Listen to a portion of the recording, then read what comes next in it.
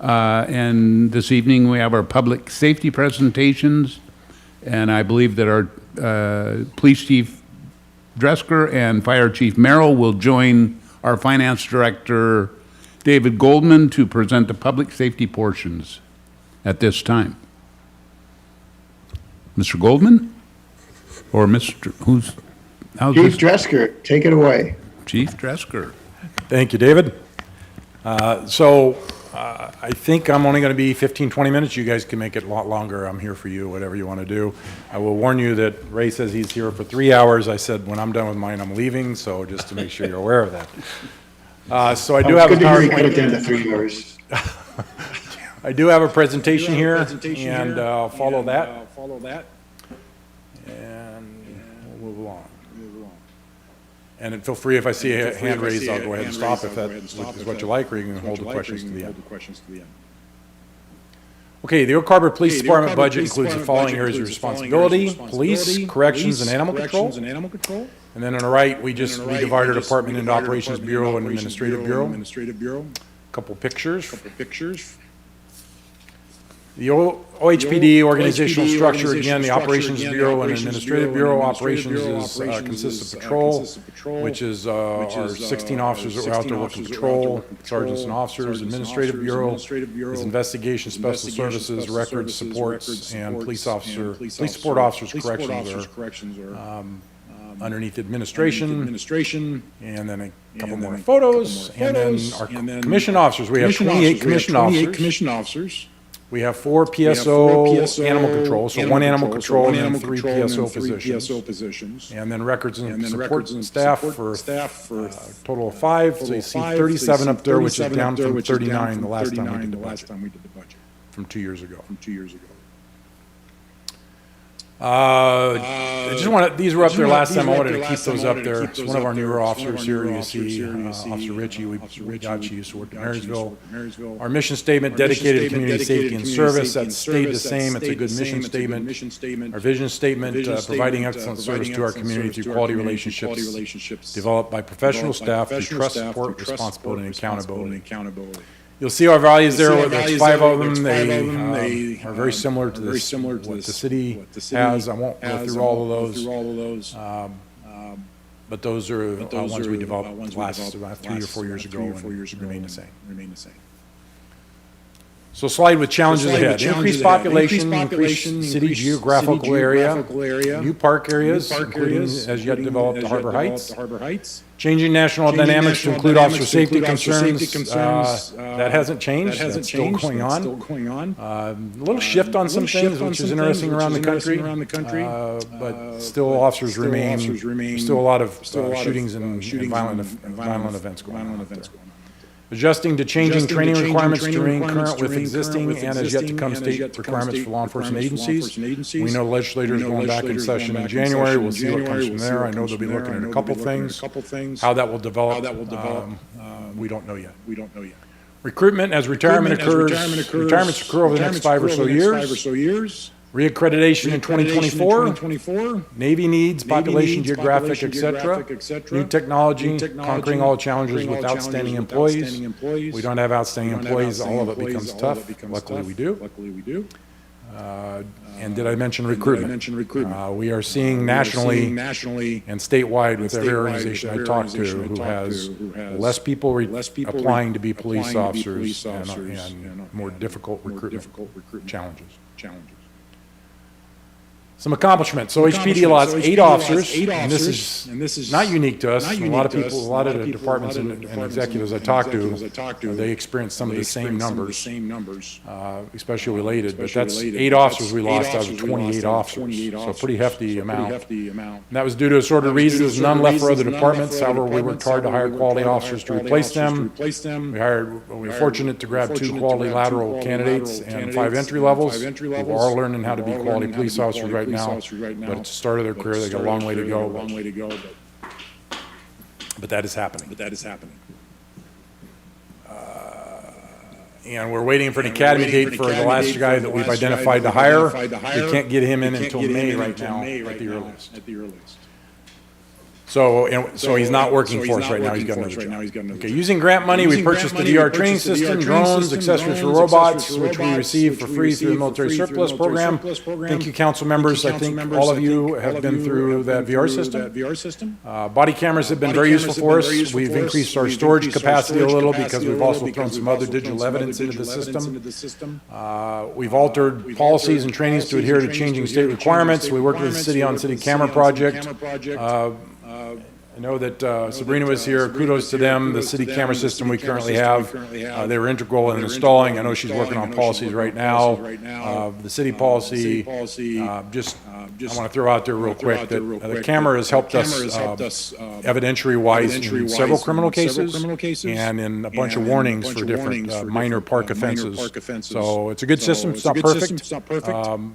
There's gaps. Someday we'll probably look at filling, but it's a good system for us. And then we continue to provide quality and professional services to our community, and our citizens recognize this, I believe. We have a very supportive community. We're very fortunate in law enforcement to have the community members we have. I would add, on fear of being accused of buttering up, we have a very supportive council we did with our last council, and we very much appreciate that. OHPD had members who contracted COVID. I think like every other city department, didn't affect our operational effectiveness. We were able to carry on, and so we moved through that. New for 23 and 24, review and update and revise our department's strategic plan. We developed one back that took place in 2019. You see the cover there. We've met all of our major six primary goals from that. Some of them are continuing on like they always will be, but we'll be putting together a group to develop the new strategic plan for the next period of time, next year. Prepare for reaccreditation with WASPIC, which is due for us in 2024, usually in the spring. So we'll just make sure we get up on that.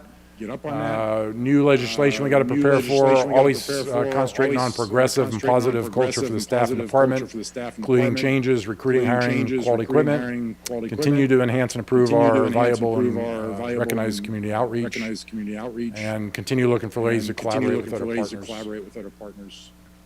I said 15 minutes, so I got to hurry up a little bit on this.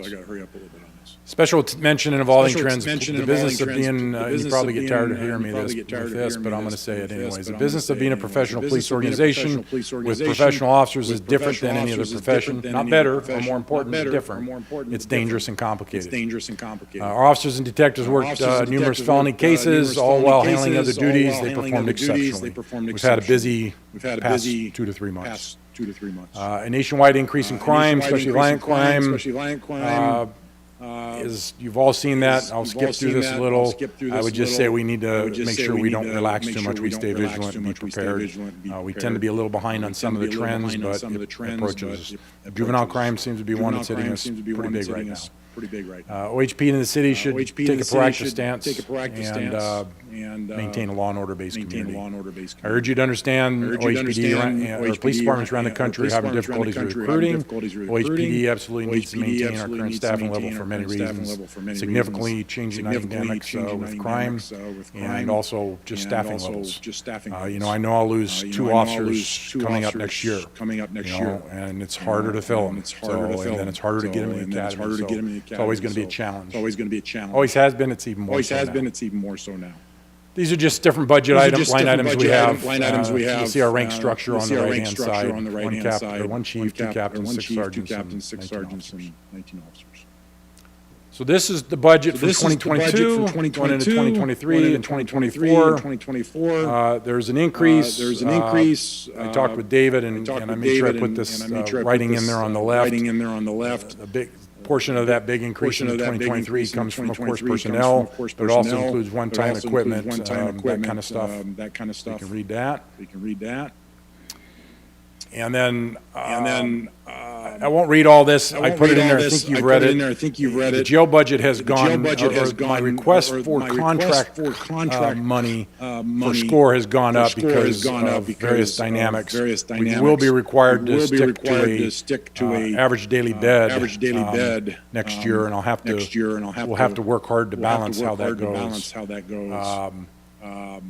But even overall, we still had a reduction in what our jail costs were from back in 2018. So, because we had a lot of staffing costs, we've reduced that staffing. And we just reduced two more positions that we allocated in our last budget cycle that we no longer need from corrections. We were still in transition when we did that last one. Pretty set where we're at. So we were able to reduce those two positions. And it wasn't by laying anybody off. We just don't have them filled. Yes. I think with the current inflationary trends as well, that 2018 number would be much bigger. So thank you for saving us money there. Yeah, and I noted that in there somewhere, but you're right. It would have escalated too. And then just here, I just threw this in there. You know, we got money comes in for some other things, including grant. I do want to point out that we still have a real good partner in the school district. They've, you know, they're doing 60% of the salary. We have a new SRO in there this year who's doing a great job. Tyler. And school really appreciates what we do up there and work well with us. We've actually worked with them a couple times this year on some issues. So that's that. And I threw this in. Again, the staff is what makes it great. We enjoy positive reaction. Picture there with me and the lady there, and I'm sorry I don't know her name. It's an old one, but I just love that picture. They're so great getting out there with them. That was pre-COVID. You might recognize somebody in the top left corner there, holding up and smiling with a big red shirt on and black jacket. I don't know who he is, but anyways, that's the presentation. I think that's the last slide I have. I'm going to leave it up there, and I guess, David, do you have anything to add, or should I turn it to questions? I'm good. Okay, then I guess I'm turning it over to you guys. Okay, turn to council for questions. Councilor Stuckey? Two questions, and speak to them out that you're able to. When it comes to, you mentioned juvenile crime. I don't know if it's all juvenile, but of course, you know, there's some vandalizing that's happened in the park, graffiti, things like that. It can give the appearance that things may be worse than they are. What are we doing preventatively as far as that goes, if you're able to speak on that when it comes to vandalism, minor crimes of that nature? Yeah, you know, we actually, some things make the social media circuit pretty loudly. We haven't really been being hit with a dramatic amount of that kind of stuff. You'll see periods of time where you get stuff occurring. We haven't had, our crime stats are not dramatically up by any means. We've had a shift in the paradigm of what types of crimes sometimes are occurring here. But the cameras are a good thing, specifically, and I don't want to point out a couple things, but we've been able to identify and watch on camera some things happen where we've been given information by somebody. We were then able to monitor by camera, have officers nearby, and then respond the officers to make that contact and take appropriate action on certain things. We don't sit around and watch the cameras, but we were informed that some things were happening at a certain location that was covered by camera. We sent officers nearby. We had somebody at the station watching it in this particular case, and they said, okay, this is them, here's the three people, described them. Our officers moved up and were able to take appropriate action. We've got officers out. I mean, I went out Friday with two officers and we walked in Windjammer Park, watched a couple public works people free up a drain thing down there with a big river flooding out. But you know, part of the problem with when we went down to 8 officers is we had less officers go out there and do proactive stuff. We're getting our numbers back up, so we're able to be out there more, which is nice. And you know, we don't have that huge escalation, but we try to focus on the areas that we can when we can. There's a lot of stuff right now. We do have a pretty good, we have a fairly significant amount of time that's increasing that we are spending on at-risk or people who are frequent flyers that people see in the open around town. That's taking a lot of our time up, unfortunately, but it is what it is. So I don't know if I gave you an answer you're looking for. We do what we can. Sure. No, I appreciate that, trying to give you a more platform to talk about it a little bit. And then my other question is, with staffing issues, can you give me an idea of effect on overtime? I mean, are we running a lot of overtime because of staffing, or is that kind of kept under control? We do run into some overtime issues. It's not dramatic for us, but we've given overtime for working certain events or for certain projects that we wouldn't have to if we were fully staffed. But it's not been a dramatic amount. We've seen a little increase too, and we've been able to deal with some of that because of some different grants that we get where we can apply overtime because of grants. So we get some visibility out there, but the officers are applying themselves for something different. Say Stone Garden, which they apply themselves towards a different purpose, but people see our officers out there. So it's a deterrent in and of itself, even if they're not, say, working traffic, because you can work some traffic on Stone Garden. We're not seeing a dramatic amount. We did see an increase. We would hope to see that decrease once we get staffing full. Thanks, Chief. That was a long answer for probably I should have just said yes. I'm not seeing any other hands raised, Chief, so thank you very much, and Okay. tell your staff, thank you very much. And that wasn't 15 minutes, but I'm going to leave now because Ray's got welcome to stay. Ray's got 3 hours. We'll move then to Fire Chief Merrill. Welcome, Chief. Thank you, Mayor and Council. Budget's going to be great. Thanks very much. See you next year. Before I get started with my presentation, I've got a couple comments I'd like to make. One, I want to tell you how impressed I am with the department heads that the city now has. We work very well together. It's a good group, and I think for the majority of the time, because I can't say 100% of the time, but the majority of the time, everybody is here for the betterment of the city. And I think you see that in the attitude of the city employees. I think you see that in the attitude of the department directors. To me, it's, and I've said this to the mayor 101 times, this will be 102 now, Mayor. It's a pleasure to come through the doors every day. I enjoy what I do. I think we're fortunate with the directors that have been selected over the last 3 or 4 years, and I am very proud to work with them. So that's just my feeling about the rest of my directors and what they do for the city. I think it's a wonderful thing. So I'm going to, of course, as you know, if you've heard me before, I always brag on the folks that work at the fire department, as does Chief Dresker, as he should. And I will say that his department and mine work very well together, which is very nice to see. But I think the city is very fortunate with our career staff and our paid on-call firefighters that work at the city. They are very community-oriented. They want to give back. They want to be part of the organization, and they want to be part of the community. And I think it makes a big difference. And I think that shows, and I think the ladies' letter that we got tonight shows the dedication our firefighters have. On my third topic, before I get into the budget, I want to recognize David Goldman. Some of you may remember the drudgery it was at budget time, where we sat in the mayor's conference room and we went line item by line item by line item by dollar by penny, arguing about what could be cut and what couldn't be cut and why you needed this and why you needed that.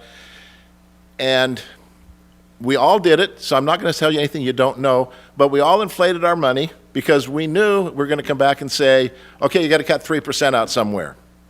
So we were forced to over budget just to come back and lose that. David did something different this year, and I want to appreciate David, and I want you to know this, David, from the bottom of my heart. I appreciate what you did. He made the budget process much easier, much more understandable. He told us our starting number. How much money in our base budget did we have to work with, which made it a lot easier to budget for the next 2 years. So we know our base budget, and we know there's add-ons, and there's decision packages, and that's part of the budget process. But I think it's going to make it easier for all of you. It made it easier for at least my department. I'm assuming it made it even easier for Kevin's department and everyone else's. But David, you did a fantastic job, and I appreciate that, and I want you all to know that. So I think it was very worthwhile. So you didn't mind the fact that I moved $200,000 to Kevin's department from your department? That wasn't a big deal? That'd be great. Just So I'm going to get into my budget a little bit. As all of us have talked a little bit about what our accomplishments have been and where we're going to go in the future. If you have any questions, please ask. An email did come out that listed how much time each agency or each department had to speak. And Kevin was correct. David's email said, I have 3 to 4 hours. Now, you all know that I could reasonably talk for 3 hours, but I'm going to do my darndest to be out of here by 7:30. Is that good? Mayor, it's up to you. I mean, I could talk a long time. 7:30 sounds good? Sure. 7:15 Or sounds even good? earlier. Chief. Even earlier. I mean, I've heard all this stuff. You have heard all this. Pardon me? Shoot for 7:20 and then get 7. Well, I'm going to shoot for what I can get to, so we're going to do well. So this is kind of important. Prudence, frugality, self-sufficiency, and creativity. We look at this at the department on how we can make these work in what we do on a day-to-day basis. And when we talk about some of the budget stuff and the money that we have spent last year and the year before, these play a role in how we do our budgeting and how we can get the most out of what we've got. So some things we completed. Over the last 5 years, we've completely replaced all the HVAC, the heating, ventilation, air conditioning for the department. 5 years ago, I wrote up a budget with $125,000 or $150,000 in it. Blaine darn near fell over backwards. And he came to me and he says, Chief, can we do something different? And I said, Blaine, what would you like to do? And he says, can we separate that over 5 years? And I said, we can try. I can't guarantee it's not going to fail, but we can try. And we did, and it worked. So we moved that over a 5-year process instead of doing it all at once. So it worked out well. We resealed the parking lot at the station. It was 5 years past due. We got that done. We were able to buy 14 sets of bunker gear. Now, that doesn't sound like a big deal. Bunker gear is $2,500 a set just for pants and coat. ARPA funding helped with that, and the LNI FIIRE. That's not a typo. I want you to know that right now. That stands for Firefighter Injury Illness Reduction. And it's a program that we got into with LNI and utilized grant funding to help offset the cost of our bunker gear. We're in that program again for next year. Also being in this program reduces our LNI premium costs for our firefighters that we have to pay into LNI. So it's a win-win. We were able to purchase the hydraulic extrication tools by ARPA funding. I did send you out an email a couple weeks ago that we used it and how well it worked. It worked absolutely perfectly. The results were not good. The tool worked perfect. And this, of course, is the extrication tool. It's a fine piece of equipment, and it took us almost 5 years to purchase it, and it's well worth it. And as we show here, it's stronger, 10 times stronger than the old unit that we had, so it was a good purchase. We also got to replace 8 automatic defibrillators. Now, I talked about being frugal and being creative. We put money aside to buy 4 defibrillators, brand new. Captain Anderson, our training officer, went out and did some looking and got very frugal with the money and very tight. And we were able to get refurbished units with a 5-year warranty meeting all the specs and able to buy 8 of them instead of buying 4 brand new ones, and we had money left over. That's being frugal. Now, remember, I'm not very proud of my guys, if you can't tell. And we got 18 new fire helmets.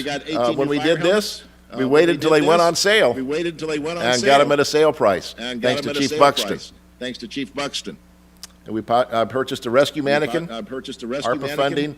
We were able to finally purchase some specialized hose testing equipment. Instead of using our fire engines to test fire hose, we've got this hose testing machine. We are proactive here on the vapor barriers. We used to wear flash hoods. But in part of the fire program was to be proactive for carcinogen blocking. So we went out and spent $85 a hood to reduce carcinogen intrusion into our firefighters. Again, being proactive. We bought some new nozzles that were finally old and worn out. We bought some new rescue saws that we needed.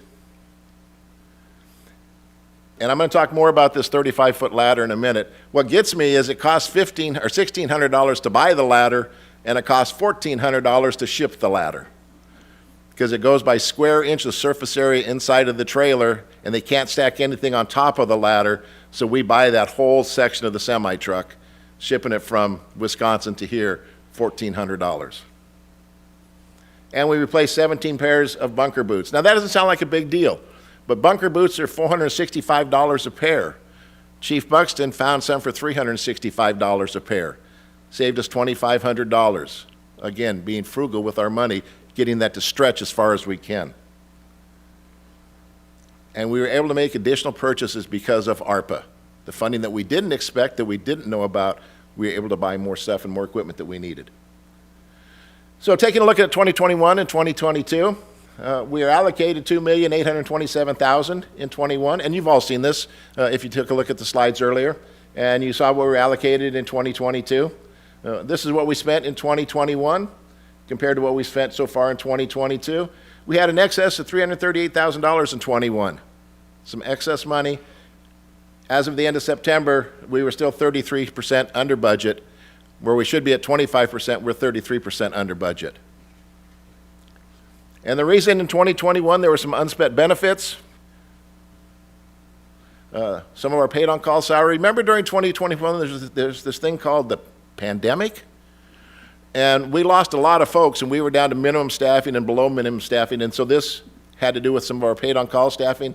Of course, we were down some suppression positions for a while. That played a role in it.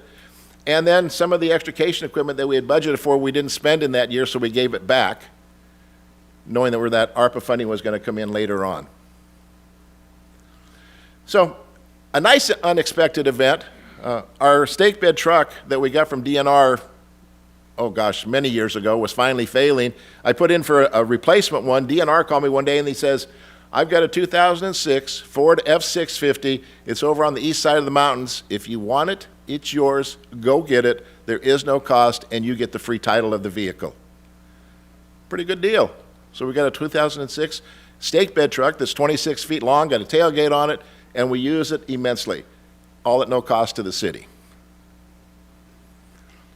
Of course, grant funding that was not expected. You can see what we bought with all that equipment and that funding. The $10,000 L&I grant that we're going to get again next year to offset the cost of bunker gear.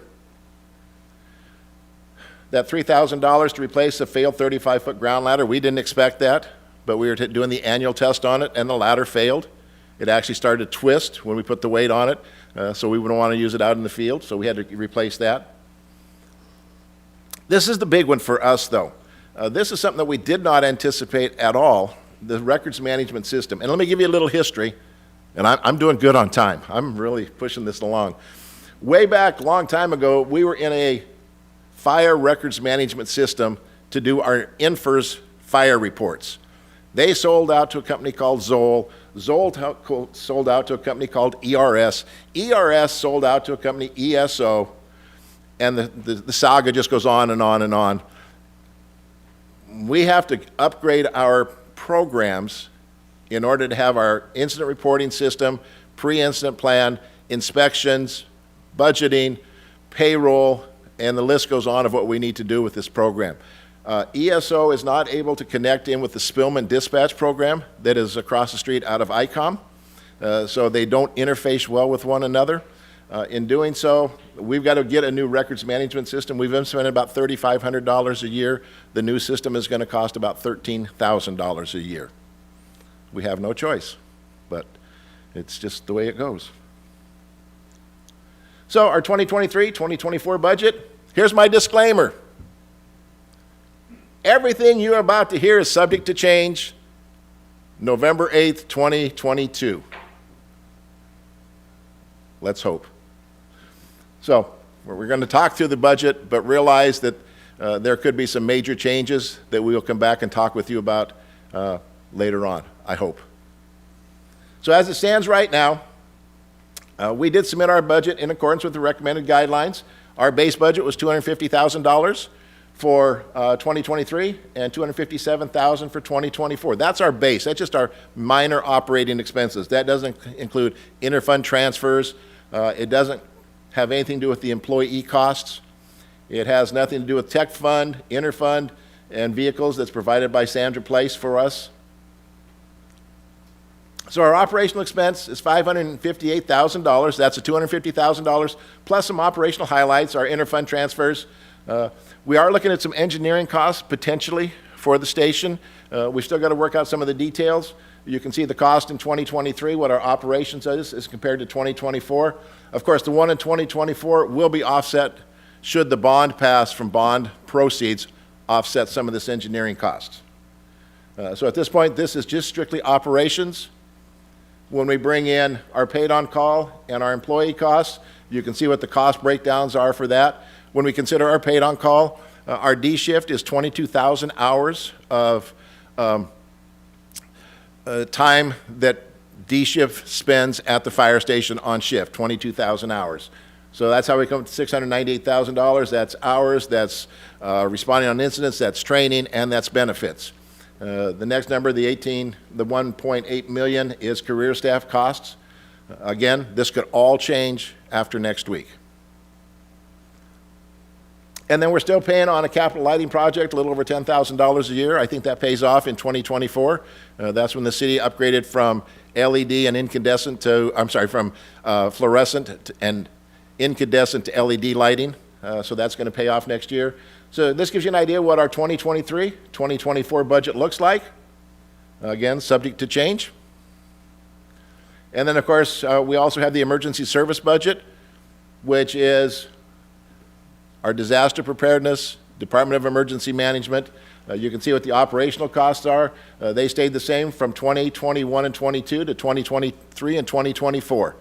We did not do any increases on those amounts. The employee costs went up just a little bit. You can see what our total budget is in emergency services.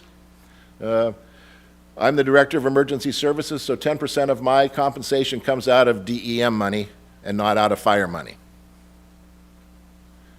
And so the rest of the operating budget has to do with training, a large-scale drill that we do annually, and the emergency operations centers for supplies and equipment. Look at that, 707. And I'll entertain any questions that you may have. And I realize this is very brief. You've got to see this already. But again, you know, I've got to recognize David Goldman. He did a fabulous job working this budget through to where we're at tonight. So, David, well done, sir. And I'll be happy to take any questions. Thank you, Chief. So I'll Thank you. turn to council. It's 7:08, and Mayor Pro Tem Heisen. I'll slow everything down here. First of all, excellent bargain shopping, guys. I'm taking Mike Buxton with me next time I go out in search of a deal, for sure. You mentioned excess unspent funds and giving those back. Does that go, do you mean back as in it goes back into the general fund? And if so, why? Like, why don't you put it in a vehicle replacement fund or something? Because you know that you're gonna have expenses down the road.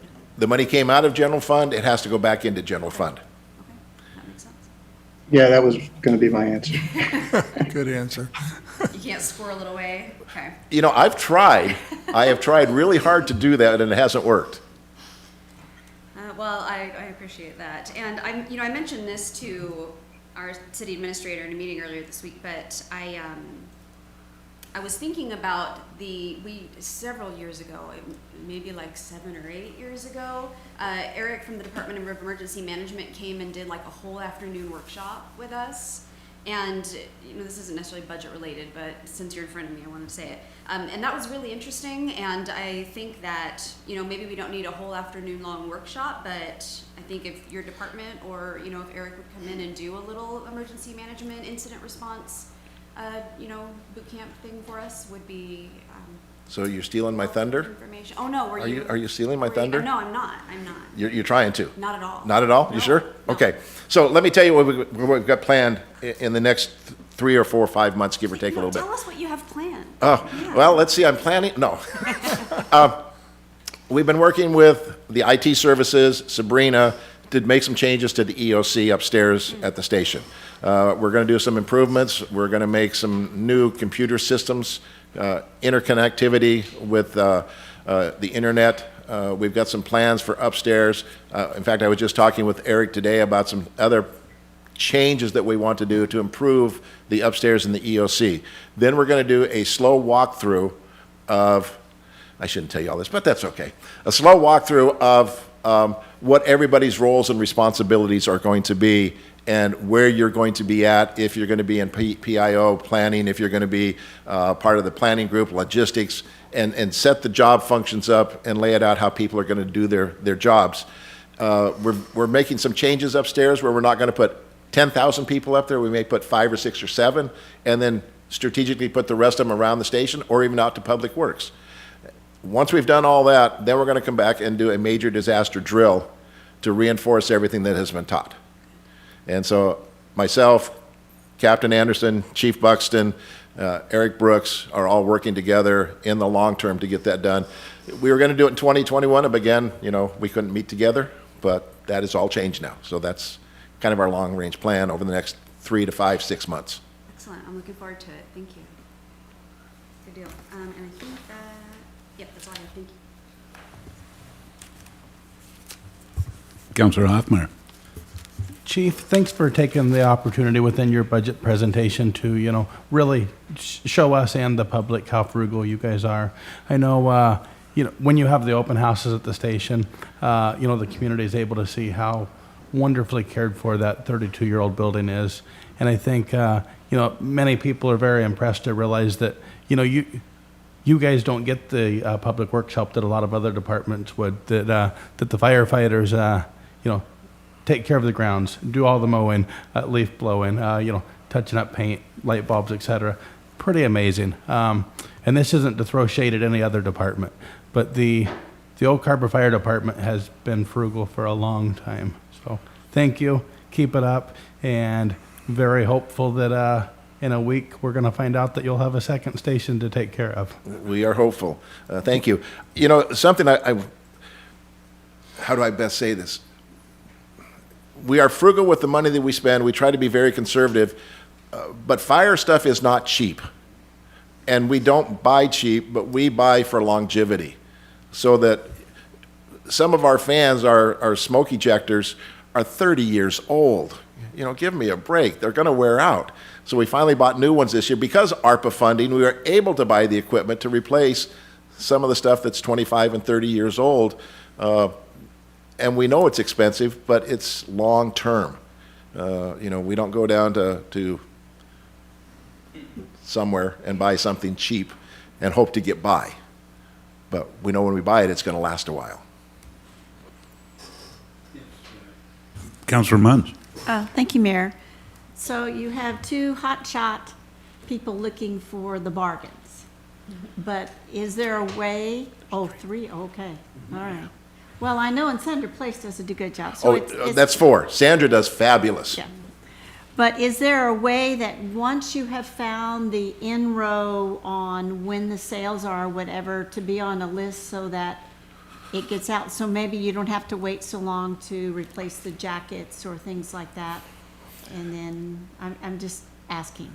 I have never gone out bargain shopping or buying bunker gear. I've smelled it, but I have not bought it. Just wondering. It's interesting, and you bring up bunker gear. Gosh, when I first came in the fire service, bunker gear was like $250, and that was helmet, coats, pants, boots, gloves. Now a helmet's $300, $400, $500. Do we get notified prior to some sales coming up? Yeah. Mike works with some of the vendors, Craig works with some, I work with some of the vendors, and they let us know when something's coming up. If there's something that will be on sale, such as the boots. So we do have contacts that way. When we go out and ask for quotes, salesmen will like to give you a quote, and then they want you to negotiate a little bit, and then you go back and you give them well, no, can we do this? We've got to the point with the companies that we work with, when they give us a quote, that's the best price they can give. So we've got a good rapport with sales folks and the companies that we deal with on a routine basis. So we try to stretch that dollar, kind of like the Help House.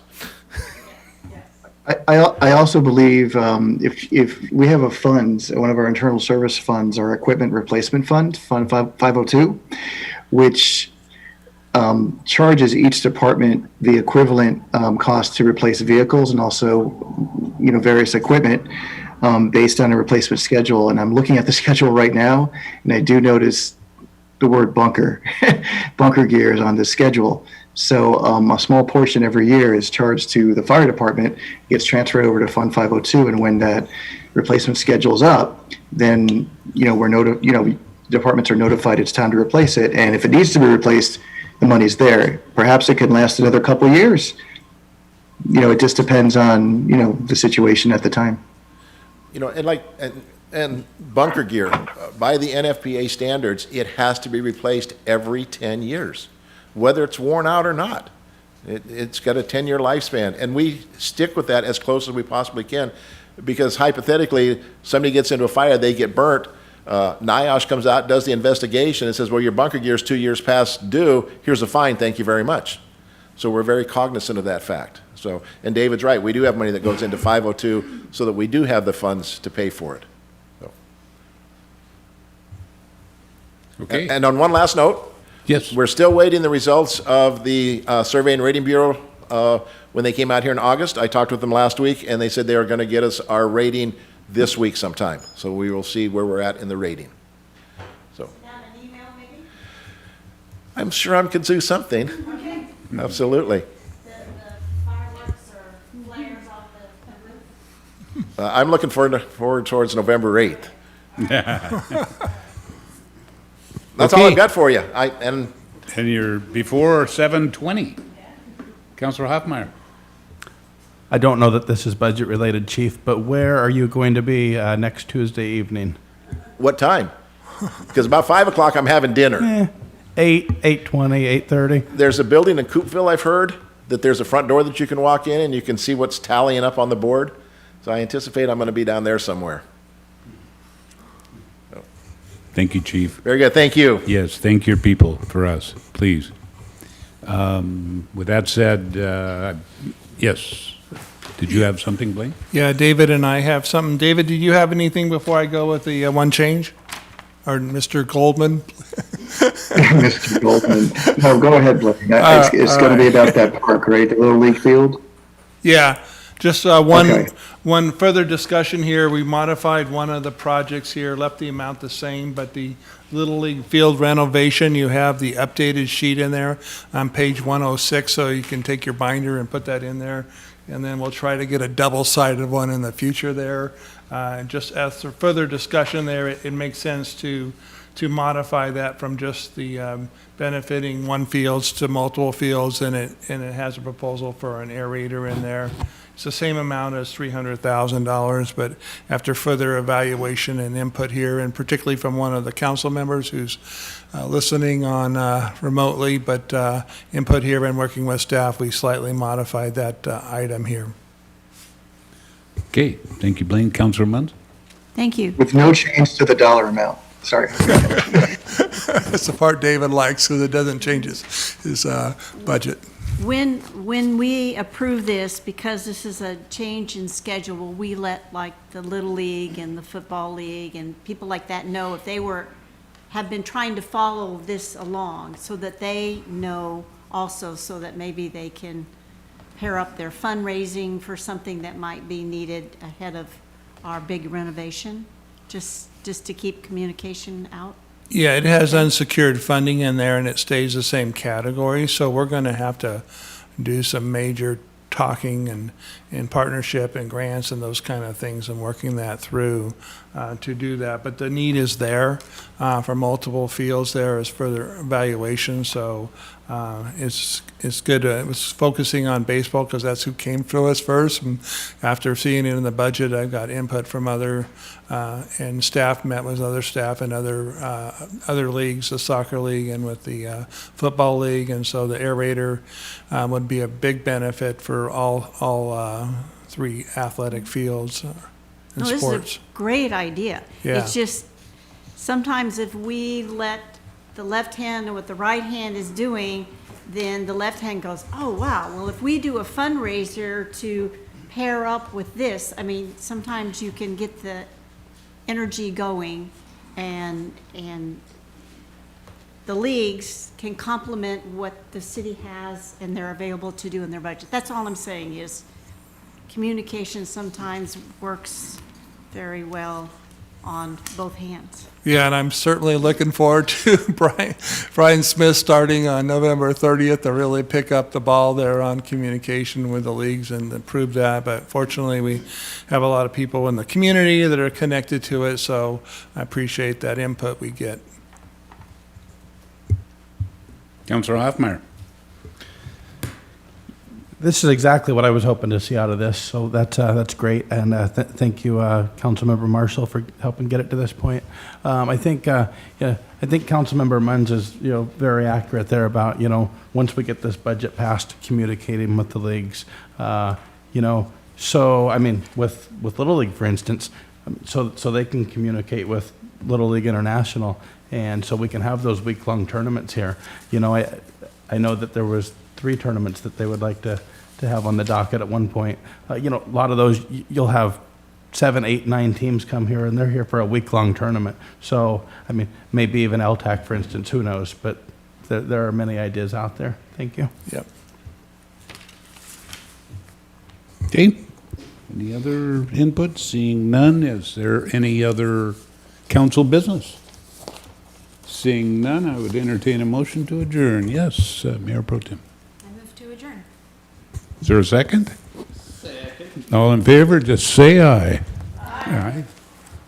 It passes unanimously. We are adjourned.